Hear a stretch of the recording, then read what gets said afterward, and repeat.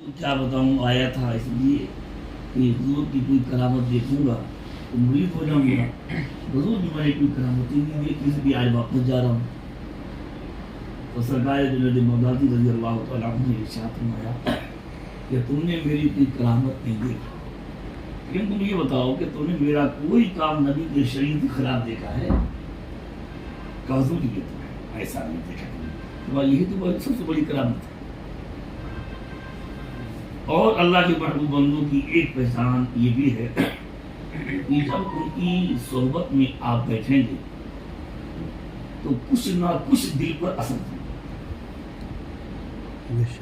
आखिरत की तरफ तवज्जो, अल्लाह की तरफ तवज्जो, या दीन की तरफ तवज्जो, या गुनाहों से दिलों का दूर होना, अल्लाह के नेक बंदों की सोहबत की एक अलामत ही है कि जब भी उनसे मुलाकात या उनके पास आप बैठेंगे, इस दर पर अगर दिल बहुत ज्यादा गंदा नहीं हुआ है तो कुछ न कुछ असर 19-20 का फर्क आप ले सकते। उनकी सुकून की अल्लाह, उसकी वजह क्या है?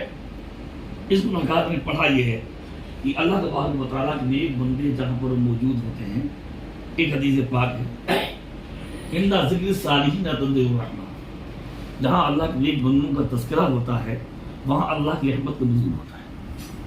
अब ये बात आप ये गौर यहाँ पर ये है कि जहाँ अल्लाह के नेक बंदों का जिक्र हो, जब वहाँ रहमत बरसती है, तो जहाँ अल्लाह के नेक बंदे मौजूद हो, खुद ही मौजूद हो, तो कितनी बरसती हो।